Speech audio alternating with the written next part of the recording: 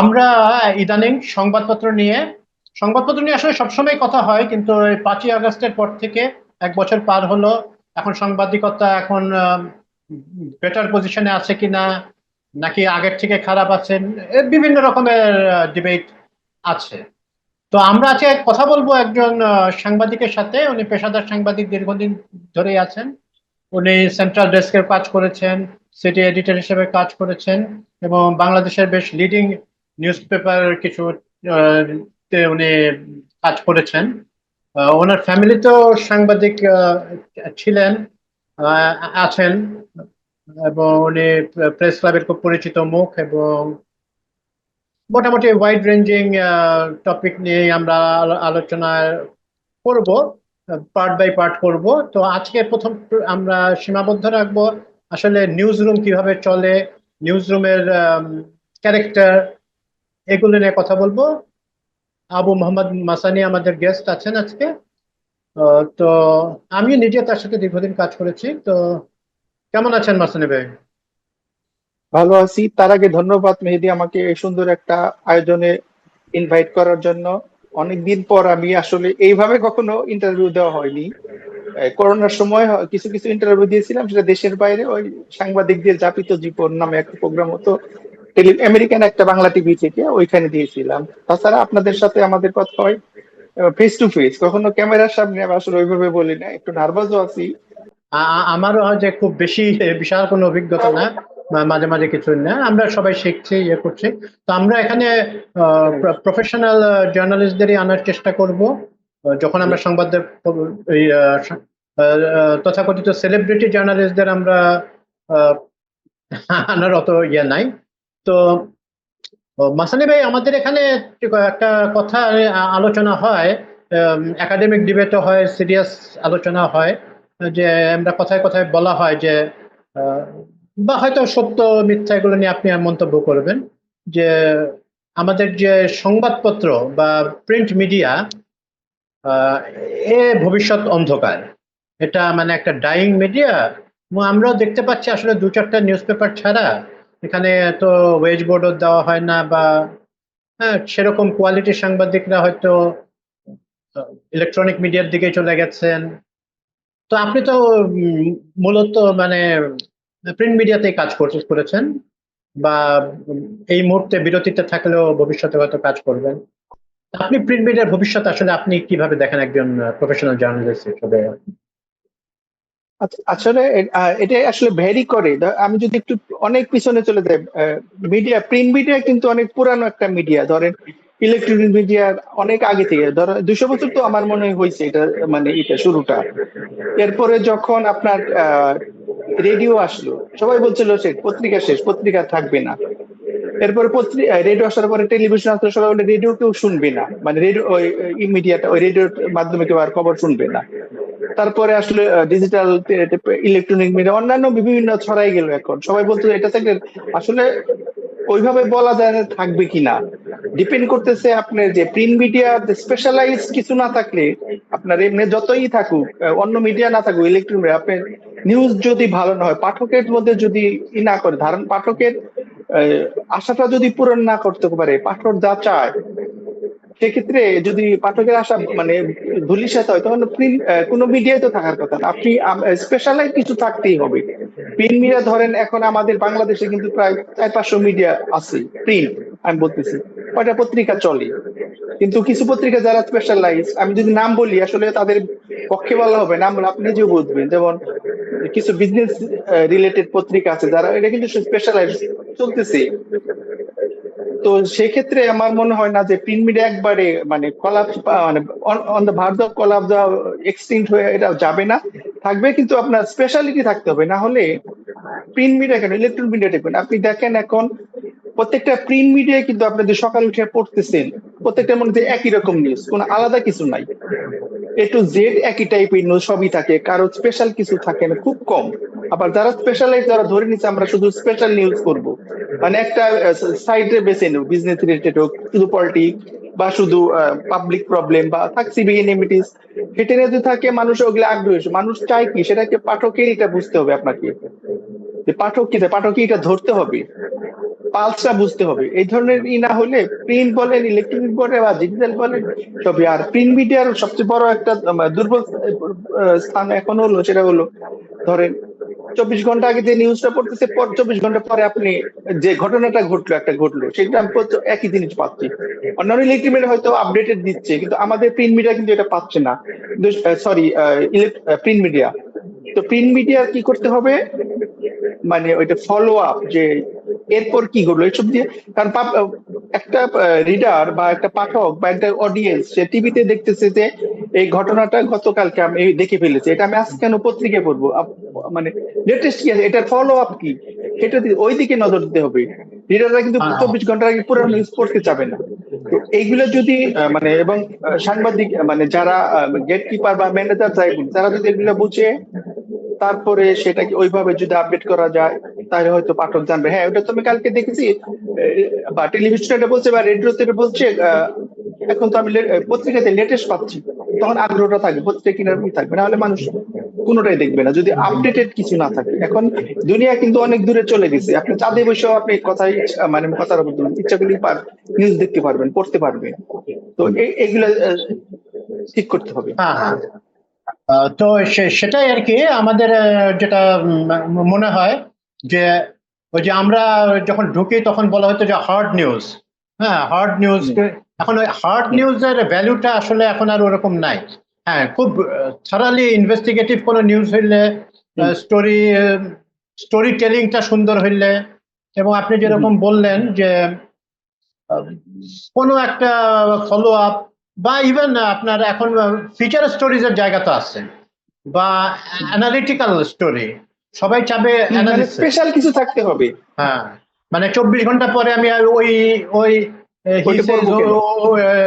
He added, he further said, ওই হুম, ওই ধারাগত এগুলোর থেকে তো বেরোয় আসার সময় হয়ে গেছে। আসতেই হবে, রাইট। হ্যাঁ, হ্যাঁ। হ্যাঁ, তো আধুনিক মানে আপনাকে আধুনিক আয়ন করতেই হবে। হ্যাঁ, তো শেখের এখন আমলের আধুনিকায়ন, হ্যাঁ, আধুনিকায়ন তো আসলে তেমন হচ্ছে না।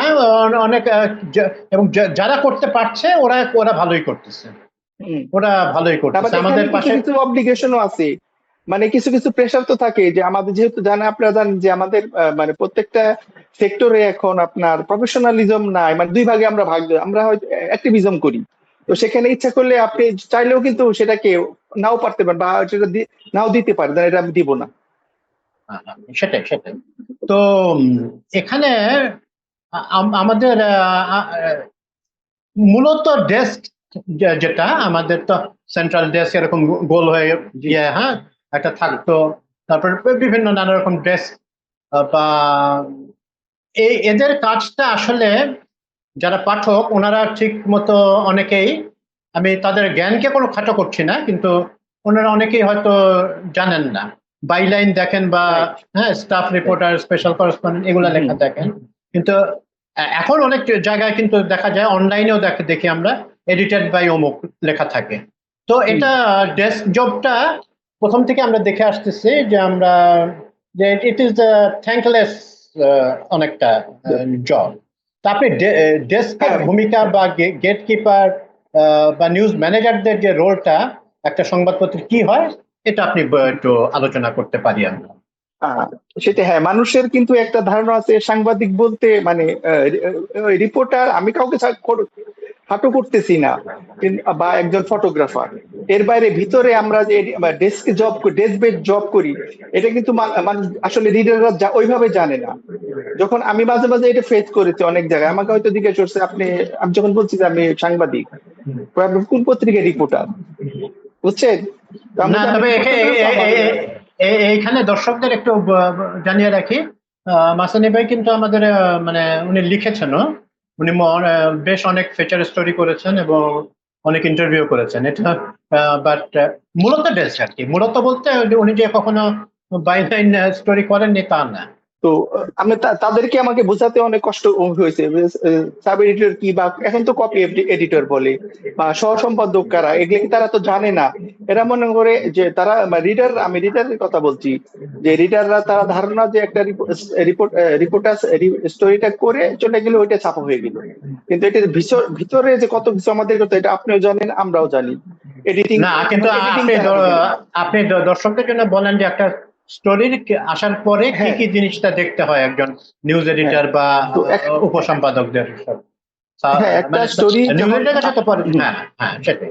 হ্যাঁ, তো আমি দর্শকদের মানে আমার রিডারদের বা আমার অডিয়েন্সকে বলতে চাই, বা যারা জানে না সাব এডিটরদের কাজটা কি আসলে, যখন একটা রিপোর্টার একটা স্টোরি নিয়ে আসে, সেই স্টোরিটা চিফ রিপোর্টার হাতে যায়। চিফ রিপোর্টার ওটা হয়তো অনেক সময় তার কাজের চাপের মাধ্যমে কারণে ওটা না দেখে ওটা হয়তো আমাদের যে নিউজ এডিটর হলো আমাদের সবার মানে চিফ চিফ রিপোর্টার এবং ডেস্ক যারা কাজ করে ডেস্কে সবার, ডেস্কে আবার অনেকগুলো senior sub editor, junior sub editor, city editor, metropolitan editor, মানে বিভিন্ন ক্রাইম রিপোর্টার যারা করে রিপোর্ট করে তাদেরও এডিটর অনেক সময় চিফ থাকে। তো ওই নিউজটা নিউজ এডিটরের কাছে যাবে, তখন নিউজ আর নিউজ এডিটরটা এডিটর দেখবে কিন্তু যে নিউজ এডিটর কিন্তু রিপোর্টিং টিমেরও পার্ট, সে হ্যাঁ তো পার্ট, রিপোর্টারদের পার্ট। হ্যাঁ সে আমার বাট কিন্তু আমাদেরও সে অংশ হ্যাঁ অফকোর্স, হ্যাঁ কারণ নিউজ এডিটর, এটা একটা টিম ওয়ার্ক। হ্যাঁ হ্যাঁ টিম ওয়ার্ক। হ্যাঁ, এটা তো একটা টিম ওয়ার্ক। তো তখন নিউজ এডিটর কি করে, নিউজ এডিটর দেখে যে এই নিউজটা কি ফার্স্ট পেজে বা ইম্পর্টেন্সির উপর, নিউজে ইম্পর্টেন্সির উপর নিউজ ভাগ করে দিবে। হয়তো মনে করলো না এটা ক্রাইম রিপোর্টার, এটা ভালো বড় ব্রেকিং নিউজ হতে পারে, আমি আমার পেজের জন্য, না হলে সিটি পেজে দিয়ে দিবে। বা যদি মনে যেহেতু এটা শুধু ঢাকা শহরের জন্য কিন্তু বলতেছি আমি, করসপন্ডেন্ট বাইরের গুলা ইম্পর্টেন্ট নিউজ হলে সেটা নিউজ এডিটর ডিপেন্ড করবে, কিন্তু এটা অন্য পেজে দিবে না, হয়তো ব্যাক পেজে বা ফার্স্ট পেজে বা ভিতরে পেজ 2-4 দিয়ে দিতে পারে। বা স্পোর্টস রিলেটেড হলে পড়ছে বিভিন্ন পেজ আছে, মফস্বল ডেস্ক আছে, বিজনেস পেজ আছে, এভাবে দিয়ে দিচ্ছে। তো ওই নিউজটা তখন কি হলো আমাদের হাতে আসলে ওইটা আমরা এডিট করছি। এডিট করা মানে যে একটা রিপোর্টার একটা নিউজ দিল, সেটা অনেকগুলো ভাগ থাকে, হয়তো ইংরেজিতে অনেক রিপোর্টার দেখা যাচ্ছে ইংরেজিতে সমস্যা আছে, কারেকশন ওখানে বা এটাকে কি বলবো আমি, এই কপি আমি যদি বলি যে এটাকে আমি, হ্যাঁ এটাকে আমি আমার মতো করে লিখতে চাই, সেটা আমি লিখতে পারবো। সেক্ষেত্রে আমার রিপোর্টারকে আমি বলতে পারি তোমার নিউজটা ঠিক আছে, কিন্তু আমি যদি আমার মতো করি, মানে একদম টোটালি ঘুরায় কপি, যেটাকে বলে কপি এডিটর, মানে আমার স্টাইলে লিখে দেই, সেক্ষেত্রে কোনো সমস্যা আছে কিনা। তাদের তো আপনাকে আমি শুধু ইনফরমেশনটা ট্রু রেখে, মানে সত্যিকার ইনফরমেশনটা রাখবো, যে নিউজের মধ্যে ইনফরমেশন কি কি আছে, ওটাকে আমি বিকৃত করতে পারবো না। আমি কারেকশন করব, ল্যাঙ্গুয়েজ চেঞ্জ করে সেটা নিউজটা, তারপরে সেটা কম্পিউটারে কারেকশন করার পরে সেটা প্রিন্টের জন্য ওই যে পেজ মেকআপের যে আমাদের পেজ মেকআপের লোক আছে যাদেরকে, বা আমি যদি চাই এটা ইলাস্ট্রেটেড করেও কিছু বাড়তি সাব হেডিং বা ওভার হেডিং, যেটাকে আমরা বলি যে ওটা কি বলে উপরের সাইডটাকে, এই মুহূর্তে আমার মনে নাই, stand first, shoulder, stand for না shoulder, shoulder shoulder shoulder shoulder বা শোল্ডার কিছু শোল্ডার করে। শোল্ডার আগে তো একদম সিস্টেম, এখন তো এসব বলে না, এখন তো ব্লার বলে বা ইলাস্ট্রেটেড ভিতর নিউজের মাঝখানে একটা ইম্পর্টেন্ট নিউজ দিয়ে দেয় যে। কিন্তু সেক্ষেত্রে আমার একটু, আমি সাংবাদিক হিসাবে এই এই জিনিসগুলোকে, যদি এটা অনেক ভালো, কিন্তু তখন দেখা যায় কি মানুষ আর ভিতরে নিউজ চলে যায় না, হেডিং আর পরে ওই ইলাস্ট্রেটেড এটা পরে শেষ, মানে ইম্পর্টেন্ট নিউজ পেয়ে গেল, তখন তার ভিতরে যায় না, ডিটেলসে যায় না। সেক্ষেত্রে অনেক সময় দেখা যায় যে পত্রিকার মানে ভ্যালুসটা কমে যায়। আমি তো নিউজ পড়েই ফেলছি, ভিতরে কি আছে জানলো না, ওটি নিয়ে আলোচনা করা শুরু করলো, কিন্তু ভিতরে যে আরো কিছু আছে বা ইম্পর্টেন্ট ইনফরমেশন আছে, সেগুলো তার জানা দরকার, এ টু জেড। কারণ একটা নিউজ যখন ইন্ট্রো হবে, মাঝখানে একটা ডিটেলস থাকবে, শেষে যে কম শেষ হয়ে যাবে কনক্লুশন। এটা তো নিউজ, পাঁচটা ডাব্লিউ একটা পাঁচটা, হ্যাঁ ডাব্লিউ একটা এইচ থাকবে, এগুলো কিন্তু অনেকেই জানে না যে, তখন তাদেরকে বুঝাইছি আমি যে এইভাবে এইভাবে নিউজটাই হয়। তো এখন আস্তে আস্তে বুঝে গেছে। তো রিপোর্টারদের শুধু এখানে দুইজনেরই আহ, অবদান থাকা উচিত। আপনি যেটা বলতেছিলেন যে এখন অনেক পত্রিকাতে, সরি অনলাইন ইগুলাতে, পোর্টাল গুলাতে ওরা ওই এডিটেড বাই অমুক। তো এটা আমি আজকে ভাবতেছিলাম যে এরকম আমরা অনেক সময় আমাদের কলিগদের সাথে আলাপ করছি, মানে প্রেস ক্লাবে, যে একটা রিপোর্টার একটা নিউজ সুন্দর নিউজ করলো, কিন্তু ওইটা যে আমরা যে এত সুন্দর করে আবার কারেকশন করে এডিট করে নিউজটাকে রিরাইট করে বা আমাদের মতো করে বা পাঠককে উপযোগী করার জন্য, পড়ার জন্য যে দরকার সে করে দিলাম, সেখানে আমাদের কিন্তু থ্যাংকস, জানে নাকি এটা কি করলো। সেখানে লেখা উচিত যে ধরেন সামথিং অমুক ডট ডট ডট অমুকে উইথ সাব এডিটর অমুক সাব বা অমুকের সঙ্গে। এটা নাকি বাইরে, আমি চাই অনেকে বলে বাইরে নাকি ইদানিং চালু হচ্ছে এইটা বা হয়ে গেছে। তো এটা আমাদের না হলে আসলে এটা হ্যাঁ যেমন আপনার এমনিতে থ্যাঙ্কস আপনার জব। থ্যাঙ্কলেস জব তো এখানে এখন বাইরে বলতে আপনার হ্যাঁ টাইম ম্যাগাজিনে তো ইভেন এরকমও হয়ে গেছে যে রিপোর্টেড বাই অমুক, রিটেন জি বাই অমুক, রিপোর্টার জি রাইটার আলাদা এবং হ্যাঁ এডিটেড হ্যাঁ হ্যাঁ বাই হ্যাঁ সম্ভব। তো আমরা একটু প্রসঙ্গান্তরে গিয়ে related but on different note, যে এখন বর্তমানে আমরা যে আগের তুলনায় এখন বিভিন্ন গ্রাফিক্স, গ্রাফ, এগুলোর রাইট। ব্যবহার অনেক ক্রমবর্ধমান। তো আপনি হ্যাঁ, মানে যখন নিউজ এডিটর একজন বা একটা ডেস্কের এডিটর, উনি ফটো এডিটরের সাথে কিভাবে ইন্টারাকশনটা হয়, সেটা কি হোটেল চিফ রিপোর্টারই ঠিক যখন করেন নাকি নিউজ এডিটর বলে দেন যে না না, এই এটা ছবিটা আমাদের আমার সঙ্গে দরকার? চিফ রিপোর্টার থাকে। আমার ডেস্কের ম্যাক্সিমাম আমাদের ডেস্কের সঙ্গে ইসের নিউজ এডিটরের কানেকশন পেয়েছি। অনেক সময় যদি একটা রিপোর্ট থাকে, ধরেন একটা রিপোর্টার নিউজ দিয়েছিল, তখন আমি অনেক সময় চিফ রিপোর্টার বলছি এই ধরনের রিলেটেড কোনো ফটো আছে কিনা, বা আপনি অ্যাসাইন করছিলেন কিনা ফটোগ্রাফারকে। তখন ওই ফটোগ্রাফারটা সরাসরি আমাদেরকে দেয়, ওটার জন্য কমিউনিকেশন থাকে, কমিউনিকেট করা হয় নিউজের যে এই ছবি, এই নিউজটা আমাকে দিয়েছেন বা আমি নিচ্ছি, তো এটার সঙ্গে ছবি আছে, ছবিটা তো ঠিক আছে, এই স্বাধীনতাটা আমাদেরকে দেওয়া হয়। আর কারণ ওই ছবিটা ক্যাপশন ধরেন বা ছবির সঙ্গে নিউজ থাকলে ছবিটা কিন্তু নিউজটা কিন্তু আরো গ্রহণযোগ্যতা পায় এবং ইয়ের ভ্যালুটা বেড়ে যায় নিউজে, রিলেটেড ছবি থাকলে। ক্যাপশন, হেডিং এগুলোর দায়িত্ব থাকে মূলত কারা ঠিক করেন, ক্যাপশন, হেডিং না না, এগুলো? ক্যাপশন ধরেন আমার ছবির ক্যাপশন আমার মানে আমি আমি বলতে আমি যে ডেস্কে থাকবো, মানে ওটা ডেস্ক ওয়াইজ যার যার ভাগ করাই থাকে। তোমার আমাকে ছবি দেওয়া হলো, ক্যাপশন ফটোগ্রাফারকে শুনে ক্যাপশন লিখে আমরা নিজেরা লিখে দিলাম।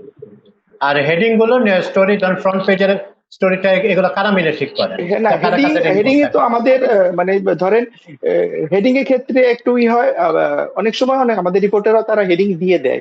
যদি আমি এই স্বাধীনতাটা দিয়ে দিই ওদেরকে, যে হ্যাঁ ওদের এটা যদি ভালো লাগে আমি ওদেরটা ইউজ করি, আর নতুন করে আমার দেওয়ার আমি দেই না। আবার ধরেন এজেন্সি নিউজ গুলো তো ওরা হেডিং থাকে না অনেক সময়, ইদানিং হেডিং করে ওরা প্রায়ই দেখি।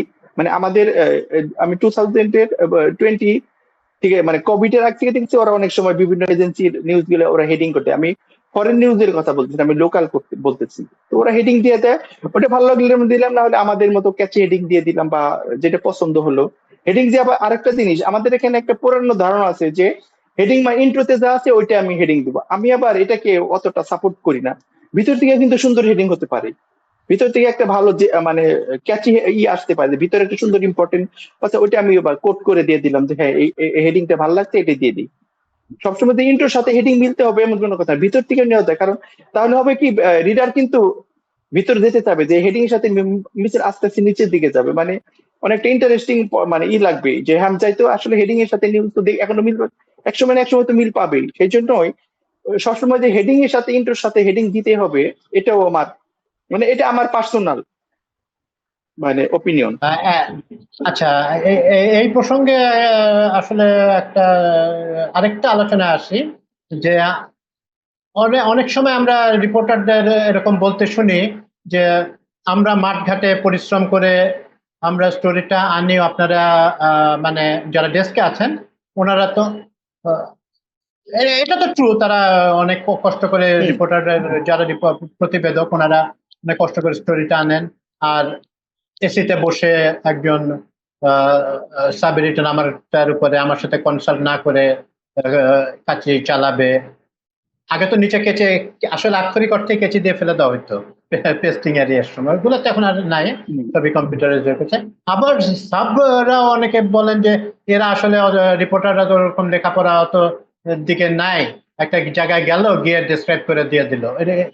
তো দুই পক্ষের একটা অনেক অনেক সময়, সব সময় না, অনেক সময় একটু ভুল বোঝাবুঝি হয়।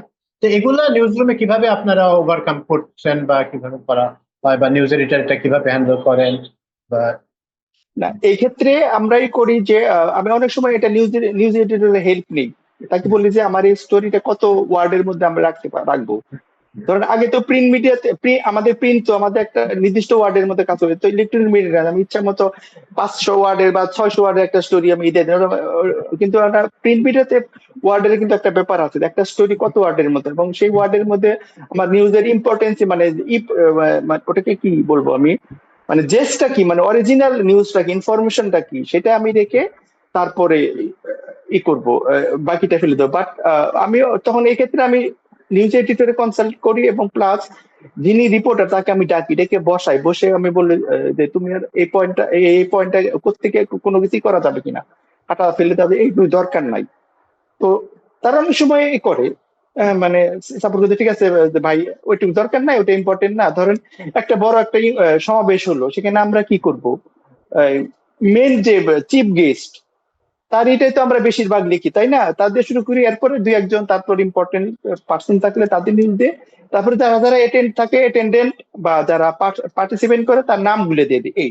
তো এখন একটা ধরেন একটা নিউজে সমাবেশে ধরেন 10 জন বক্তা, 10 জনের নিউজ বক্তা যদি 50 ওয়াট করে দিই, 50 ওয়াট তো সম্ভব হয় না, 50 ওয়াট করে দিয়ে গেলে কত হলো, 500 ওয়াটে একটা সিঙ্গেল নিউজ, 500 ওয়ার্ডে কি হবে সেটা তো আপনি নিজে বুঝতে পারতেছেন।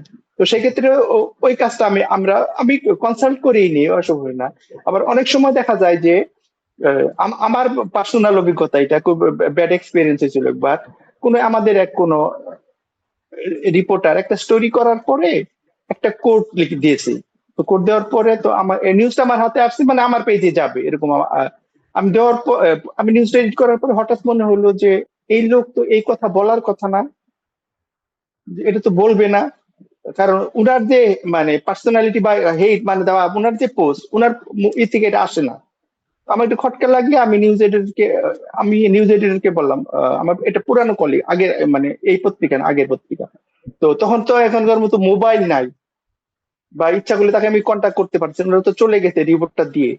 আহ, তো তারপরে আমি তাকে কন্ট্যাক্ট না পেয়ে আমি অপারেটরে বললাম যে, যেহেতু সবার তখন নাম্বার থাকে, ফোন করলাম, বললাম যে এরকম যে ভাই এরকম একটা নিউজ আসছে, এরকম একটা কোট আসছে, এটা আপনি বলে যে আমি তো বলি নাই এটা।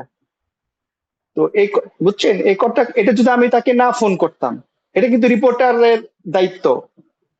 সে বলে নাই বা তার ভুল বোঝা, লেখারতে ভুল আছে, মানে আছে, লিখতে ভুল করছে, মানে যেটা হয় না অনেক সময় ইংলিশে, তো এটা এটা হতে পারে। আমরা তো কেউ একদম ইংলিশের জাহাজ না, কেউই না, তখন তো আরো না।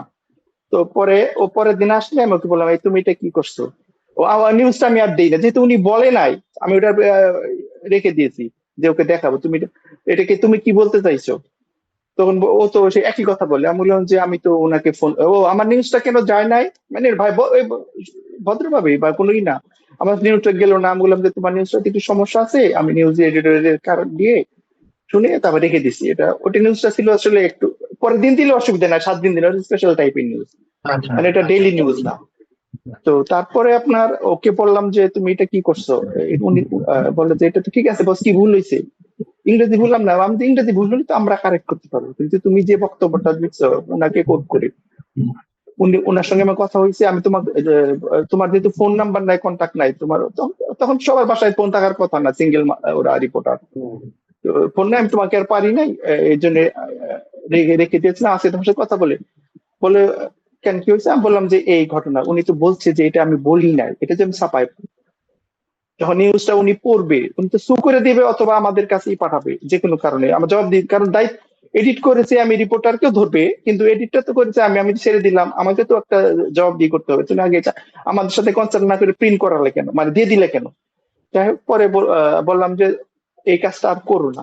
আসলে ওরও দোষ না, এটা হচ্ছে কি, ও বুঝতেই ভুল করছে, মানে পজিটিভ কথাটাকে নেগেটিভ ভাবে সে লিখে দিচ্ছে। আচ্ছা, এটা হয়ে যায়। এরকম সমন্বয়, বুঝছেন, এটা দরকার আছে ওদের সঙ্গে। যে ওরা যা লিখলো আমরা একদম সেটাকে বাইবেল মনে করে বাই করে, আমার অনেক সময় উচিত না। কারণ আর এখন তো ইয়ের যুগ, ইন্টারনেটের যুগ, কপি পেস্ট তো আছেই। এরকম অনেক আছে যে অন্য পত্রিকার নিউজ কপি করে ওই নাম পত্রিকা নামই আছে, কিন্তু আমাদের পত্রিকার নাম দিচ্ছে অন্য পত্রিকার নাম। এটা তো আমরা দেখি বলে আমরা বলি না কাউকে, এগুলো তো ওরাও জানে না, আমরা ওদেরকে এটাই করে যে থাকে ছোটখাটো ব্যাপার, এটা হয়ে গেছে থাকে, পরে ওদেরকে আলাদা করে দিলে, এটা করো না, করলেও চুরি করো, কিন্তু তুমি সেটাকে তোমার মতো করে সাজানো, কোনো অসুবিধা নেই তো। চুরি করা, বই চুরি করলে তো কোনো দোষ নাই, অপরাধ পাপ না। তুমি চুরি করছো ভালো কথা, একটা তথ্য এখন তো আর সিন্ডিকেটেড, একই দেখা যাচ্ছে, একই হ্যাঁ, রিপোর্ট, হ্যাঁ, নিউজ প্রত্যেকটা অফিসে একই ভাবে যাচ্ছে, হ্যাঁ। এটা এটা একই হয়ে হয়ে ল্যাঙ্গুয়েজে। গেছে। হ্যাঁ, একদম হুবহু হুবহু কারণ হয়ে হয়তো যায়, অনেকে ইভেন্টে যাচ্ছে না, কোনো রাইট। রিপ্রেজেন্টেটিভ বসে বা চায়ের দোকানে, বন্ধু তুমি কি করলা, আমারে বলো এটা, তো ওইরকম হয়ে যাচ্ছে। তো আমাদের আমরা সবসময় একটা নিউজ পেপারে, অধিকাংশ এখন এখন আমি অনেক পেপারে হয় না, তো একটা মিটিং হয়, সকালে বিকালে একটা মিটিং হয়। এই ডেস্ক মিটিং বা রিপোর্টারদের নিয়েও সব মিলেও একটা উইকলি মিটিং হয়, কিন্তু আবার ডেইলি একটা মিটিং হয়। ওই মিটিং এ কি আলোচনা হয়? যে আহ, আমি একটু মানে এখন দুঃখের সঙ্গেই বলি, আমাদের যখন আমরা আমি তো ইন্ডিপেন্ডেন্টে প্রায় 25 বছর, মোটামুটি 25 বছর না হলে 23-24 বছর হয়েছে। আমরা যখন প্রথম থেকে ইন্ডিপেন্ডেন্ট আছি তখন দেখলাম মিটিং হতো, আমাদের এডিটর সাহেবের সাথে ডেস্ক ওয়াইড মিটিং হতো, রিপোর্টিং ওয়াইড মিটিং হতো, তারপরে বিজনেস রিলেট মানে বিজ্ঞাপন যারা করে তাদের সাথে মিটিং হতো। আর সবচেয়ে বড় কথা, আমরা যেহেতু নিউজম্যান, আমাদের নিউজ সংক্রান্ত মিটিংটাকে আমরা ইম্পর্টেন্স দিব। যখন ওখানে তখন হতো কি, ওই পত্রিকায় ধরুন সপ্তাহে একদিন মিটিং হলো, আমাদের এডিটর সাহেব থাকলো, নিজের রিপোর্টাররা থাকলো, আমরা ডেস্কেরাও থাকতাম। এটা হয়তো আপনি জানেন না, যেহেতু আপনি উপসম্পাদকীয় কলামে ইয়েতে কাজ করছেন, আপনাদের হয়তো আলাদা মিটিং হতো। তো আমাদের তখন হতো কি, ওই আমাদের আজকের ডেইলি মিটিং হতো পত্রিকায়, তখন। হ্যাঁ, তো সেটাই ওটা আবার নিউজ এডিটরদের সাথে আবার ওই লেভেলে আবার আরেকটা মিটিং হতো ডেইলি, কি কি নিউজ হবে, ওটা হলো আবার সন্ধ্যার আগে হতো। এটা যেহেতু আমরা তখন জুনিয়র, আমরা ওটাতে অ্যাটেন্ড করতাম। তখন দেখতাম আমাদের এইভাবে আমরা শেখা হয়েছে। তখন দেখতাম কি, নিউজ পত্রিকায় নিয়ে অন্য কয়েকটা পত্রিকায় নিয়ে দেখতো যে আমরা কি মিস করেছি, অন্য পত্রিকায় কি দিছে, আমরা কি ফেল করলাম, তারপরে আমাদের এই নিউজটা কেন ডাউন প্লে হলো, আমাদের নিউজটা কেন, এটা কেন সিঙ্গেল গেল, এটা কেন ডাবল গেল, এগুলো কিন্তু প্রত্যেকটা জবাবদিহি করতে হইতো। বা এই নিউজটা কেন আমরা মিস করলাম, প্রত্যেকটা লোককে তার মানে জবাব দিতে থাকে, অ্যাকাউন্টেবল থাকতো, ট্রান্সপারেন্ট থাকতো। কিন্তু এখন কিন্তু এসব হয় না আমাদের। পরবর্তী আরো 10-15 বছর পরে ধরেন সপ্তাহে একদিন মিটিং হলো, কি আছে কি আছে শেষ। আমি না অবাক হতাম যে এটা কোনো মিটিং হলো নিউজ পেপার লোকদের। তারা তো সারাদিনে কি নিউজ, মানে সকাল থেকে কি, এখন তো ইলেকট্রনিক মিডিয়া সবই জানা যায়, ওয়েবসাইট কি কি আসছে, কোনো ধরনের কারো কোনো ই নাই যে বা ওই নিউজটা আমরা গত ওই ডেইলি স্টার এই পত্রিকাটা এই নিউজ এত সুন্দর একটা নিউজ আমরা কেন মিস করলাম। ঠিক আছে, মিস করছি, এটার কোনো কারণে আমাদের লোক বলো বা করেসপন্ডেন্ট নাই, পাইনি আমরা, বা টেলিভিশনের রেডিও থেকেও নিতে নিতে পারে না। আগে তো রেডিওর একজনই হ্যাঁ, থাকতো, মনিটর করতেন রেডিওর হ্যাঁ, কি কি নিউজ হ্যাঁ, থাকে। হ্যাঁ, এখন তো এইসবও নাই। এটা তো আপনি আপনি বোধহয় হয়তো দেখছেন আমাদের ইন্ডিপেন্ডেন্টের ওই হ্যাঁ, কাউরান বাজার তো ওই হ্যাঁ, হ্যাঁ, এই নিউজ গুলো আমরা মিস করলে তখন হতো কি, রিপোর্টাররাই ওইটাকে ফলো আপ পরের দিন দিয়ে দিত, যাতে কম্পেনসেটটা করে ফেলতো, মানে এটা পুরনো যে আমরা একটা মিস করে ফেলছি, স্বাভাবিক এটা। তো এই জিনিসগুলো তো এখন নাই, আর প্রফেশনালিজম তো নাই। এখন তো ধরেন ওই যে আপনি কিছুক্ষণ আগে সিন্ডিকেট, আজকে কি নিউজ আছে, হয়তো দোস্ত আমি যাবো না, তুই যা করে আনিস, আমাকে সব দিয়ে দিস, প্রিন্ট দিয়ে একটা কপি দিয়ে দিস, এইভাবে নিউজ। তো এটাকে তো ধরেন আমি একটা নিউজ প্রেস কনফারেন্সে বা আমি একটা ইয়েতে অ্যাটেন্ড করলাম, অন্য পত্রিকার কেউ যায় না, আমি তাকে দিব, আমি কি কি কোশ্চেন করলাম সেটা তো আমি জানি, কিন্তু আরেকজন রিপোর্টার থাকলে যে অন্য পত্রিকার, সে তো অন্যরকম কোশ্চেন করবে। তাতে কি হবে, সব জায়গায় এখান প্রফেশনালিজমের একটা ঘাটতি আছে, কারণ এখানে তো আপনার মানুষের সংকট। হ্যাঁ, কোয়ালিটির লোকজন যে সাংবাদিকতাটাকে আসলে পেশা হিসেবে নিতে কেন চাবে? একটা ছেলেকে আমাদের অনেক নিউজ পেপারে একটা মাস্টার্স পাশ করে, সে এডিটিং হোক, রিপোর্টার হোক, বা অন্য যে কোনো জায়গায় হোক, 5,000, 6,000, 10,000 এরকম টাকা দিয়ে। আমাদের সময়, মানে আমরা যখন শুরু করি 25, 27, 28 বছর আগে, মানে ইয়েতে, তখন আমাদের যে ওয়েজ বোর্ড যারা পেপার দিত, তো সেটা কিন্তু মোটামুটি সরকারি চাকরির থেকে বেটারই ছিল। আহ, মোটামুটি বেটার একটা ছিল। আহ, ভালো, মোটামুটি অসাধারণ কিছু না, হলেও ভালো স্যালারি পাওয়া যেত। তো এটাও তো এখন যেমন আমার এখানেও কেউ যদি আমাকে বলে যে আমরা মিডিয়ায় কাজ করতে চাই, বা নিউজ পেপারে পার্টিকুলারলি, তো ইভেন টিভিতেও যে বেতন খুব ভালো দেওয়া হয় তা না। এনারাও এখন ওয়েজ বোর্ড মানে না বা এগুলা, কারণ আমাদের ইউনিয়ন আপনারা জানেন।